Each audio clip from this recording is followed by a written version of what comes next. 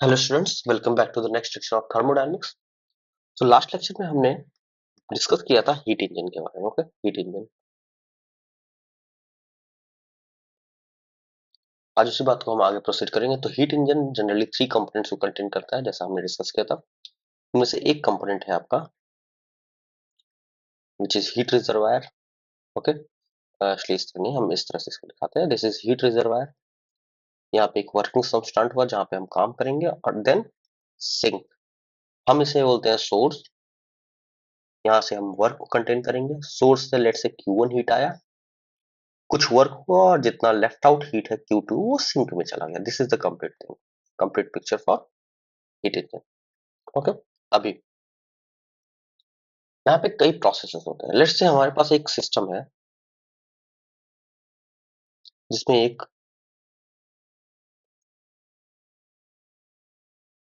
Syringe type part लगा हुआ है। ओके, ये इसकी खास बात यह है कि ये अप डाउन मूव कर सकता है। इसके चार प्रोसेस, पूरे पूरे हीट इंजन चार प्रोसेस को में वर्क करता है।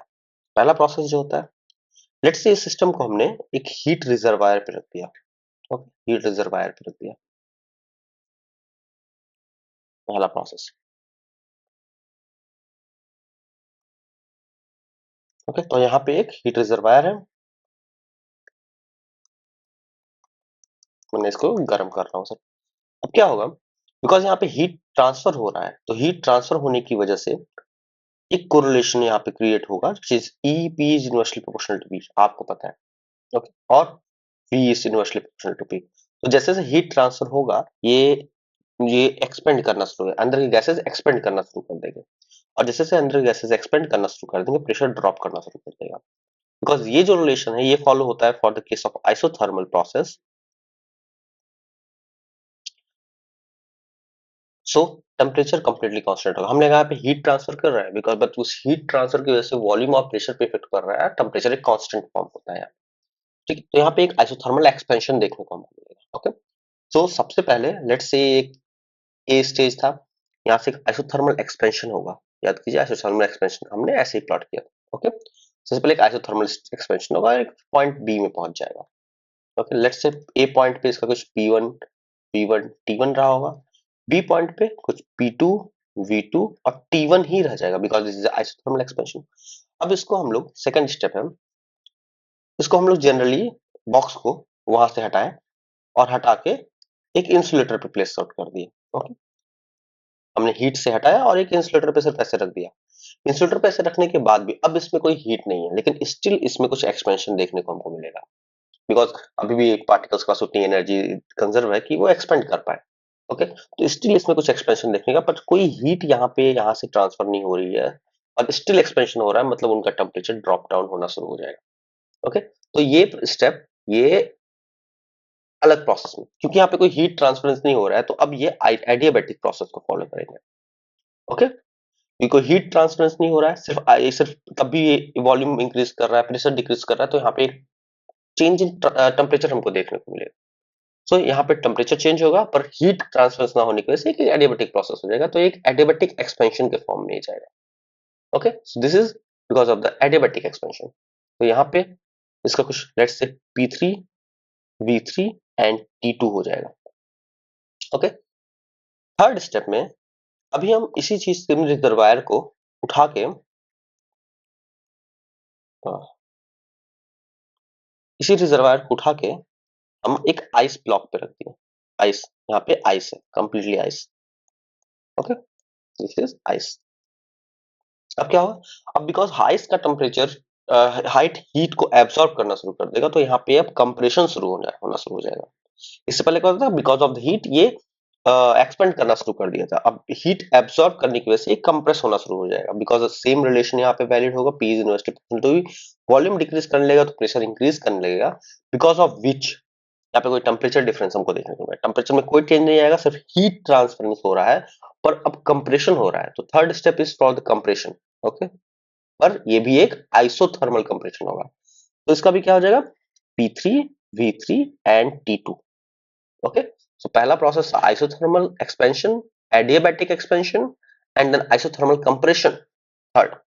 उसके बाद हम फोर्थ स्टेप में अगेन इसको उतार के सिंपली ब्लॉक पे अगर हम ला के रख दें, ओके, इंसुलेटर ब्लॉक, एक इंसुलेटर ब्लॉक पे हमने सिर्फ ला के ऐसे रख दिया इसको, स्टिल बिकॉज अब पार्टिकल्स एनर्जी लूज कर चुके हैं, ये स्टिल डाउनवर्ड डायरेक्शन में मूव करता जाएगा, या आप बोलिए आप इसको स्टिल डाउनवर्ड डायरेक्शन में मूव करा सकते हैं, कुछ भी आप बोल सकते हैं। तो स्टिल अगर ये डाउनवर्ड डायरेक्शन में मूव कर रहा है और पी प्रेशर, बिकॉज अब कोई हीट ट्रांसफर तो हो नहीं रहा है, स्टिल वॉल्यूम डिक्रीज कर रहा है और प्रेशर इंक्रीज कर रहा है, तो अब यहाँ पे टेम्परेचर का ड्रॉप डाउन होना शुरू हो जाएगा। ओके, तो because of this temperature drop down, ये एक एडियाबैटिक प्रोसेस होगा, क्योंकि अब यहाँ पे कोई भी हीट ट्रांसफर नहीं हो रहा है, एडियाबैटिक प्रोसेस को फॉलो करेगा, it will follow adiabatic process, and इस एडियाबैटिक प्रोसेस की वजह से ये वापस अपने पुराने स्टेज में चला जाएगा, P1 P1 T1। तो ये एक कंप्लीट कार्नोट साइकिल बोला जाता है इसको। ओके, एक कंप्लीट कार्नोट साइकिल जिसमें ये एक आइसोथर्मल प्रोसेस था, ये एक एडियाबैटिक प्रोसेस है जिसमें इन दोनों में एक्सपेंशन होता है, अगेन ये एक आइसोथर्मल प्रोसेस होगा जिसमें कंप्रेशन स्टार्ट हो जाएगा, और अगेन ये एक आइडियाबैटिक प्रोसेस होगा जिसमें कंप्रेशन ही रहेगा। ओके, तो expansion, expansion, compression and compression, but दो isothermal adiabatic, isothermal adiabatic. Okay, तो डिफरेंट डिफरेंट कंडीशन पे हम इसको पहले हीट पे रखे, हीट पे रखने की वजह से एक्सपेंड किया, एक्सपेंड करने के उसके बाद हमने इसको इंसुलेटर पे रखा जिसके से एक्सपेंशन कंटिन्यू रहा, एडियाबैटिक प्रोसेस। देन अगेन हम इसको आइस पे रखे जिसकी वजह से कंप्रेशन शुरू हो गया, और उसका at last compression still continue रहा जबकि हम लोग उसको आइस पर से हटा दिया। ओके, सो एक कंप्लीट कार्नोट साइकिल फॉर्म करता है, this is called complete Carnot cycle. Okay, अभी इसके बाद अगर देखें हम, तो हमने पहले ही कुछ बात कर ली थी, जैसे eta is equal to 1 by Q 1 minus Q 2 by Q 1, और which is also equal to 1 minus T 2 by T. Okay, ये हो गया कंप्लीट ईटा का फॉर्म। अगर हम परसेंटेज इफिशियंसी निकालना चाहते हैं तो ईटा को हम लोग 100 से मल्टीप्लाई कर देंगे, this will give a percentage efficiency which is 1 minus T 2 by T 1 into 100. This is the percentage efficiency that we can calculate. Okay, अब सिंपल से कुछ क्वेश्चंस भी आप यहाँ पे सॉल्व कर सकते हैं। ओके, जैसे मैं यहाँ पे कुछ क्वेश्चंस आपको देता हूँ। पहला क्वेश्चन, एक कार्नोट इंजन है आपके पास, कार्नोट साइकिल है आपके पास, ओके, जिसमें जो सिंक है जो फ्रीजिंग पॉइंट पे, मतलब 0 डिग्री सेल्सियस पे है, और जो सोर्स, सॉरी, जो सोर्स है वो 0, ओके, सॉरी, जो सोर्स है वो आपके 100 डिग्री सेल्सियस पे, और जो सिंक है वो 0 डिग्री सेल्सियस पे है। ओके, तो इफिशियंसी कितनी होगी सिस्टम, अगर आपको कैलकुलेट करना है तो। ओके, इसको कैसे कैलकुलेट करेंगे? सबसे पहले 0 डिग्री सेल्सियस को हम लोग लिख सकते हैं केल्विन में 273 केल्विन, एंड 100 डिग्री सेल्सियस को 373 केल्विन हम लोग लिख सकते हैं। ओके, ईटा कितना होगा, 1 minus T2 by T1 which is equal to 1 minus 273 by 373 is equal to 26.8%। अगर हम परसेंटेज में निकालना है तो इसको हम 100 से मल्टीप्लाई करते हैं। Perfect, simple question. तो आप एक बार केल्विन में इसको जरूर कन्वर्ट कीजिएगा, उसके बाद आप प्रोसीड कर सकते हैं। ओके, और अगर आपको वर्क डन भी निकालना, लेट्स से कितना वर्क डन लगा इस हीट को ट्रांसफरेंस करने में, कितना वर्क डन हमको वहां पे मिला। ठीक है, यहाँ पे ये वर्किंग कंपोनेंट है जहां हमको वर्क डन मिलेगा, तो अगर क्वेश्चन में आता है कितना वर्क डन मिला, तो याद कीजिए ईटा कैसे डिफाइन होता है, eta is equal to work done upon Q given heat. Okay, या और ऐसे आप लिख सकते हैं आप output upon input. Okay, output कितना था, work done upon input is Q1 is equal to 1 minus T2 by T1। Okay, तो वर्क डन कितना हो जाएगा, Q1 into 1 minus T2 by T1, या Q1 को आप T1 के फॉर्म में भी लिख सकते हैं, there is nothing, no problem. Okay, अगर आपको हीट दिया हुआ है, कितना हीट ट्रांसफर किया जा रहा है, दिया जा रहा है, दैट इज आल्सो फाइन, आप Q1 की वैल्यू पुट कर दीजिए। ओके, तो इस तरह से आप इन क्वेश्चंस को टैकल कर सकते हैं, हीट इंजन के क्वेश्चंस को टैकल कर सकते हो। ओके, इसके बाद एक और बहुत इंटरेस्टिंग चीज आती है हीट इंजन के बाद, रेफ्रिजरेशन और रेफ्रिजरेटर। ओके, ये actually reverse of Carnot engine होता है।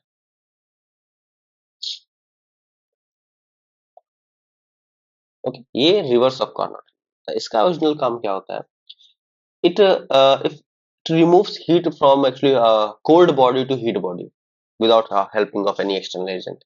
इस बात, उसमें क्या होता था, हीट बॉडी से लेता था, कोल्ड में डालता था। ठीक है, सोर्स से लेता था सिंक में डालता है। यहाँ पे ये कोल्ड बॉडी से लेगा और हीट बॉडी में डालेगा बिना किसी एक्सटर्नल एजेंट के, ये याद रखिए, बिना किसी एक्सटर्नल एजेंट के। तो लेट्स से ये हमारा एक सिस्टम हो गया, लेट्स से हमारा एक सिस्टम हो गया, ओके। यहाँ पे कुछ वर्क डन है, ये ओके। ये कुछ T2 टेम्परेचर में है, ये कुछ T1 टेम्परेचर में है, यहाँ पे हम वर्क दे रहे हैं अपोजिट, कंप्लीटली अपोजिट। तो ये क्या करेगा, कोल्ड से T2, this is refrigerator, this is your refrigerator actually,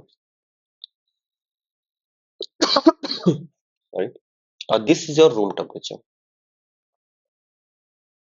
अभी क्या करेगा, उल्टा प्रोसेस करेगा, ये T2 टेम्परेचर रेफ्रिजरेटर से निकालेगा, बाहर से हम कुछ वर्क डन भी करेंगे, और ये T1 टेम्परेचर रूम में टेम्परेचर में जाके दे देगा, ओके। लेट्स से इससे Q2 टेम्परेचर निकाला और एक Q1 टेम्परेचर जाके वहां पे दे, Q1 हीट जाके वहां पे दे दे रहा है।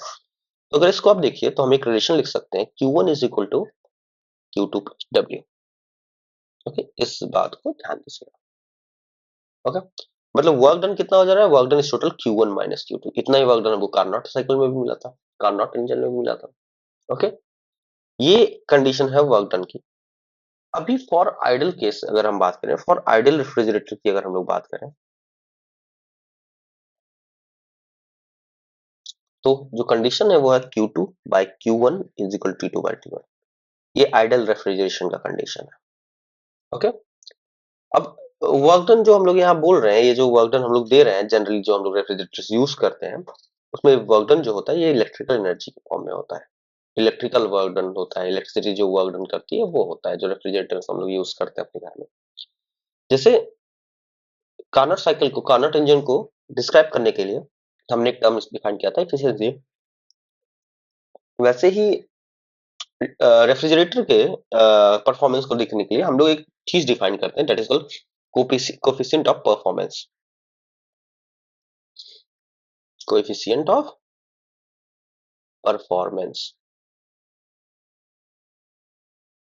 ओके। कोफिशिएंट ऑफ परफॉर्मेंस कैसे डिफाइन होता है, देखिएगा, एक्चुअली ये क्या बोलता है आपको कि रेफ्रिजरेटर कितना अच्छा परफॉर्म कर रहा है, सिंपल सी बात है। तो coefficient of performance is defined as output upon input. तो आउटपुट में हमने कितना दिया, Q1, और इनपुट में कितना हुआ, Q1 minus Q2, okay. Input में अगर आप देखिए, दिस इज वर्क डन, जितना हमने दिया, जितना इनपुट मिला, this is work done, okay. जितना हमने इंटरनली किया, इनपुट जितना दिया, और आउटपुट जितना मिला, आउटपुट में वो Q1 मिला, obviously this is your output, and this is your input, तो तुमने वर्क डन दिया, okay. Then this is equal to simply Q by W, okay. And for ideal refrigerator, as you know, Q2 by Q1 is equal to T2 by T1, this implies एक और भी हम लिख सकते हैं, T2 by T1 minus T2, okay. तो ये total coefficient of performance हो गया। अब एक बात याद रखिए, कभी भी कोई भी ऐसा हीट इंजन नहीं बना है, कभी भी कोई भी ऐसा हीट इंजन नहीं बना है जो लो टेम्परेचर से उठाए और हाई टेम्परेचर में डाल दे बिना किसी वर्क डन किए। मतलब अगर मैं यहाँ पे ये कोई वर्क डन नहीं करूंगा, तो ये कभी भी लो टेम्परेचर से उठा के हाई टेम्परेचर में डालेगा, मुझे उस पर कुछ काम करना ही पड़ेगा। This is called as Clausius statement, this is also called as the second law of thermodynamics, but okay. और क्लॉसियस स्टेटमेंट सिंपली ये डिफाइन करता है कि मैं कोल्ड चीज से कभी भी हीट निकाल के हाई टेम्परेचर में नहीं डाल सकता, ओके। ये है क्लॉसियस स्टेटमेंट, इसलिए हमको यहाँ पे एक वर्क डन करना पड़ता है, दिस वर्क डन, जो एक वर्क डन हम यहाँ पे करते हैं, इसलिए हमको यहाँ पे करना पड़ता है, ओके। सो आज के लिए लेक्चर के लिए इतना ही, कल से हम लोग अदर टॉपिक्स पे स्टार्ट करेंगे, जैसे एंट्रोपी और बेसिक थर्मोडायनेमिक्स एक्चुअली यहाँ पर कंप्लीट हो चुका है। नेक्स्ट लेक्चर में हम लोग entropy, how to calculate entropy, इन सब चीजों पे बात करेंगे, और न्यूमेरिकल्स भी काफी लगाएंगे, ओके। Thank you.